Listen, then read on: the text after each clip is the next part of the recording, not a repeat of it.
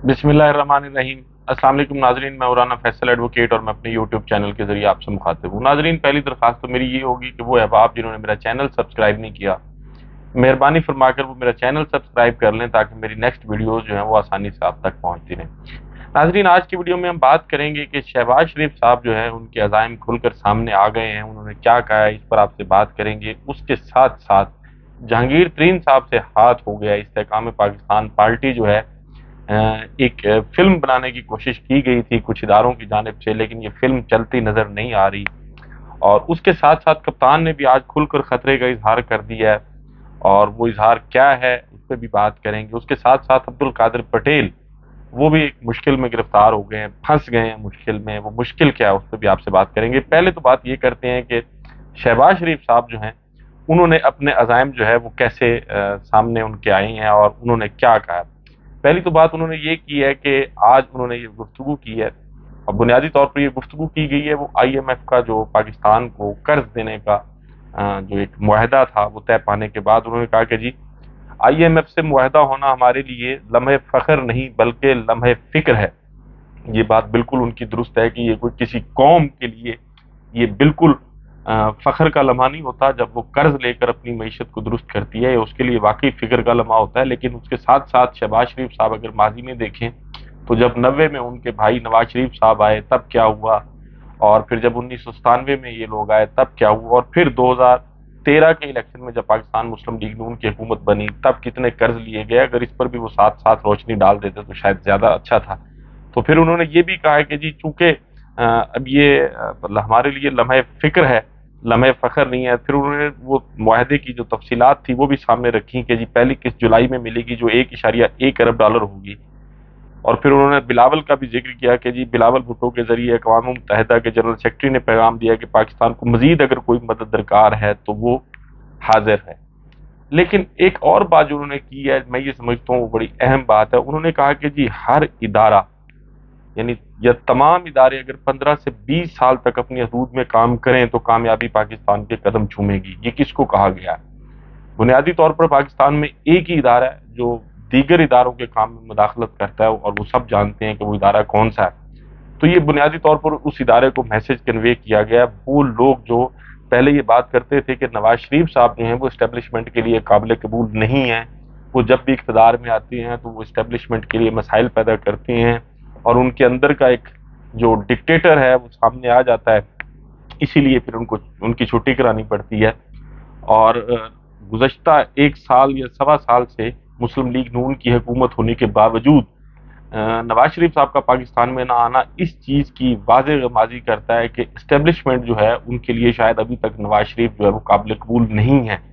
और आपको याद होगा कुछ दिन पहले पार्लियामेंट में बिलावल जरदारी साहब ने एक तकरीर करते हुए ये भी कहा था कि जी हमें तो ये महसूस होता है जैसे शहबाज शरीफ जो है वो पाकिस्तान पीपल्स पार्टी के वजीर आज़म हैं। बुनियादी तौर पर ये बावर करा दिया गया था एक ताकतवर हल्के की जानिब से कि शहबाज शरीफ जो है वो हमारी रेड लाइन है और आपने इसको कबूल करना है। और पाकिस्तान पीपल्स पार्टी जो है वो बहरहाल अपनी सियासी तौर पर जो भी एक्टिविटीज़ है वो करने के साथ साथ इस बात पर पाकिस्तान पीपल्स पार्टी जो है अब उसको इत्तफा करना पड़ेगा कि आइंदा 5 साल जिसमें ख्वाब देखे जा रहे थे कि बिलावल इस मुल्क के वजीर आज़म होंगे, वो ख्वाब जो है वो शर्मिंदा ताबीर होता नज़र नहीं आ रहा। पाकिस्तान में एक ही इदारा है जो पाकिस्तान में इक़्तिदार किसको देना है, कैसे देना है और कितने अरसे के लिए देना है इसका फैसला करता है। तो वो इदारा शायद ये फैसला कर चुका है कि पाकिस्तान में आइंदा 5 साल जो है वो भी शहबाज शरीफ ही होंगे। उसके साथ साथ नाजरीन जहांगीर तरीन साहब जो है उनसे हाथ हो गया। पहले उनको ये यकीन दहानी कराई गई थी कि जी आप इस पे काम करें और काम करेंगे तो फिर आपके लिए हम कोई अच्छा सोचते हैं और आपकी जो नाअहली है वो भी ख़त्म होगी और आपको मरकज़ में और सूबे में जो है वो भी एडजस्ट किया जाएगा। लेकिन शहबाज शरीफ साहब को तो जो मिलना था सो मिल गया, लेकिन जहांगीर तरीन साहब के साथ लगता ही है कि हाथ हो गया। बहुत सारे लोग पाकिस्तान तहरीक इंसाफ को छोड़कर जहांगीर तरीन साहब की इस्तेकाम पाकिस्तान पार्टी में शामिल हुए, लेकिन अब नवाज शरीफ साहब ने बड़ा वाज़े एक जवाब दे दिया है कि जी हमने कोई सीट एडजस्टमेंट नहीं करनी। पाकिस्तान मुस्लिम लीग नून जो है वो तमाम हलकों में इलेक्शन लड़ेगी ہاں جو جیتے گا پھر اس کے بعد بات کی جا سکتی ہے کہ جی آپ کو کتنا حصہ دینا ہے اور کیا دینا ہے۔ اب دیکھا جائے تو وہ لوگ جو پاکستان تحریک انصاف کو چھوڑ کر جہانگیر ترین صاحب کی پارٹی میں گئے ہیں، ان کا ذاتی ووٹ بینک ہو سکتا ہے، اگر کوئی ایم پی ہیں تو شاید وہ 10 سے 15 ہزار ان کا پاکٹ ووٹ ہوگا، لیکن باقی ووٹ جو ہے وہ بہرحال پارٹی کا ہوتا ہے۔ تو استحکام پاکستان پارٹی جو ہے اس کا بہرحال ووٹ نہیں ہے، میں کم از کم مجھے تو نظر نہیں آ رہا جس حلقے سے میرا تعلق ہے اس حلقے میں بھی اور اس کے جو سراؤنڈنگ میں ڈسٹرکٹس ہیں ان میں بھی مجھے پاکستان کی جو استحکام پاکستان پارٹی کا ووٹ نظر نہیں آ رہا۔ وہاں کے وہ لوگ، وہ ایم این ایز یا ایم پی ایز جو شامل ہوئے ہیں، یقیناً ان کا اپنا ذاتی ووٹ ہوتا ہے، لیکن پارٹی کی سطح پہ جو پاکستان استحکام پاکستان پارٹی ہے اس کا کوئی ووٹ نظر نہیں آ رہا۔ تو جہانگیر ترین صاحب جو ہے وہ لگتا یہی ہے کہ اب ان کے ہاتھ جو ہے وہ کچھ آ نہیں رہا، اور کچھ دنوں میں وہ اپنے وہ جو تحفظات ہیں یا جو کچھ ان کے ساتھ ہاتھ کیا گیا ہے شاید کھل کر وہ اس پر گفتگو بھی امید ہے میڈیا کے سامنے کریں گے۔ اور اس کے ساتھ ساتھ ناظرین، کپتان نے بھی آج بڑا کھل کر خطرے کا اظہار کر دیا ہے، اور وہ کھل کے خطرے کا اظہار کپتان نے یہ کیا ہے کہ آپ کو یاد ہوگا کہ سپریم کورٹ کے ایک وکیل تھے کوئٹہ میں جن کا مرڈر ہوا، اور ان کے صاحبزادے نے وہ ایف آئی آر درج کروائی، اور اس میں انہوں نے عمران خان صاحب کو نامزد کیا ایف آئی آر میں کہ ان کی اما پر کچھ نامعلوم لوگوں نے جو ہے وہ میرے والد کا قتل کیا۔ تو وہاں بیل اپلیکیشن جو تھی وہ زیر سماعت تھی، خان صاحب نے یہاں ہائی کورٹ میں پری اریسٹ بیل فائل کی تھی، تو اب انہوں نے سپریم کورٹ میں ایک اپلیکیشن جو ہے وہ فائل کر دی ہے، اور وہ درخواست کے لیے وہ جو درخواست تھی ان کی وہ سماعت کے لیے مقرر بھی ہو گیا۔ جسٹس اعجاز الحسن اور جسٹس عائشہ ملک پر مشتمل 2 رکنی بینچ جو ہے اب وہ کل اس کی سماعت کرے گا۔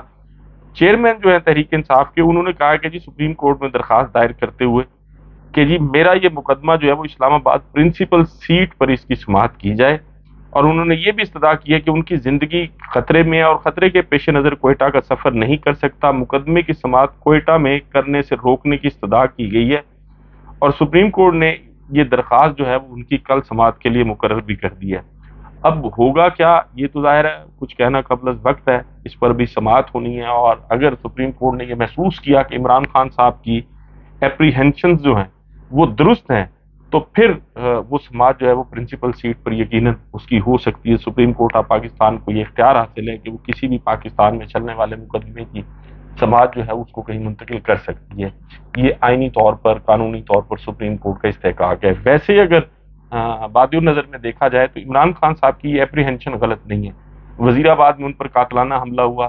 اس کے بعد وہ اسلام آباد میں جب ایک کیس کے سلسلہ میں پیش ہونے کے لیے گئے تھے تب بھی انہوں نے الزام لگایا تھا کہ جی میرے قتل کی سازش تیار تھی، اور مجھے کچھ لوگ، بلکہ انہوں نے تو نام بھی لیے کہ یہ لوگ جو ہے مجھے قتل کرنا چاہتے ہیں۔ وفاقی وزیر داخلہ کے بھی انہوں نے نام لیا، جنرل فیصل نصیر صاحب کا بھی انہوں نے نام لیا، اور بھی انہوں نے نام لیے تھے کہ یہ میرے قتل کرنے کی سازش میں یہ ملوث بھی ہیں اور مجھے قتل کرنا چاہتے ہیں۔ تو بظاہر ان کی جو اپریہنشنز ہیں، یہ ان کے جو خدشات ہیں وہ درست نظر آتے ہیں کہ اس وقت تمام تر جو ریاستی جبر ہے اس کا سامنا پاکستان تحریک انصاف کی جو قیادت ہے اور ان کے جو ورکرز ہیں وہ کر رہے ہیں، اس میں کوئی دوسری رائے نہیں ہے۔ تو لگتا یہی ہے کہ عمران خان صاحب کو سپریم کورٹ سے اس معاملے میں جو ہے وہ کامیابی ملے گی، اور ان کو جو ہے وہ ان کا مقدمہ کوئٹہ کی بجائے شاید اسلام آباد میں یا لاہور میں کسی بھی جگہ شفٹ کیا جا سکتا ہے جہاں اس کی سماعت ہوگی۔ اور اس کے ساتھ ساتھ ناظرین، آپ کو یاد ہوگا کہ عمران خان صاحب کو جب اسلام آباد سے رینجرز نے گرفتار کیا تھا تو پھر ان کا میڈیکل ٹیسٹ بھی ہوئے تھے، تو اس پر عبد القادر پٹیل صاحب نے ایک پریس کانفرنس کی تھی، اور اس پریس کانفرنس میں انہوں نے ایک رپورٹ جو تھی وہ بھی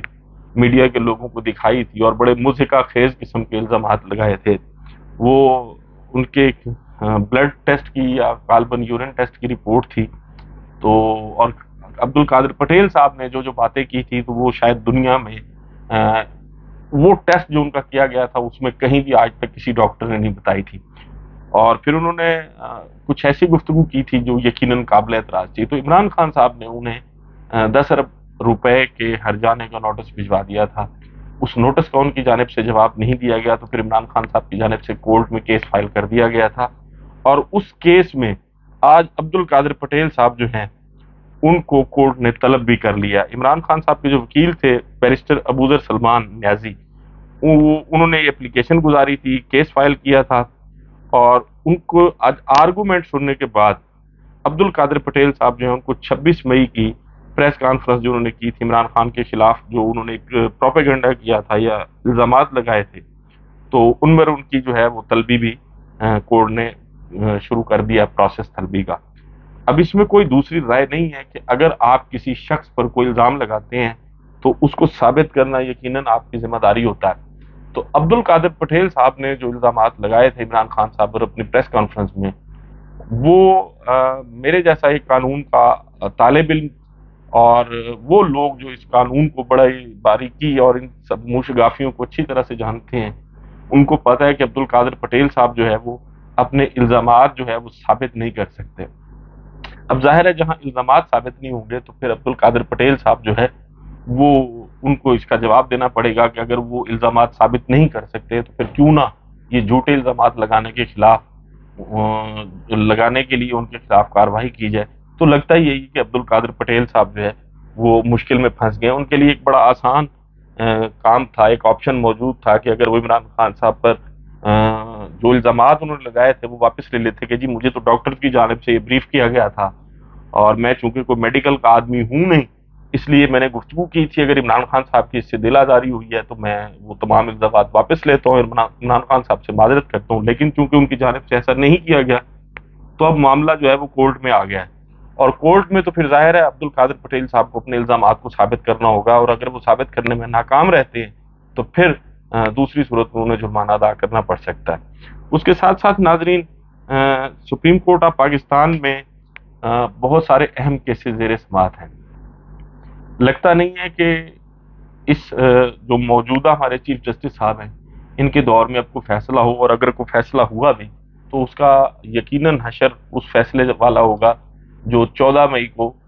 इंतखाबात के हवाले से पंजाब में वो सामने आया था। तो लगता यही है कि सुप्रीम कोर्ट ने जो है वो भी घुटने टेक दिए हैं और पाकिस्तान में वो हल्के जो कानून की, आइन की बालादस्ती की बात करते हैं, सिविलियन सुप्रीमेसी की बात करते हैं, सिविलियन बालादस्ती की बात करते हैं, उनके लिए सूरत हाल जो है बड़ी तशवीशनाक है। नाजरीन, आपसे मुलाकात होगी अगली वीडियो में। अपना और अपने इर्द गिर्द के लोगों का बहुत ख्याल रखिएगा। अल्लाह हाफिज।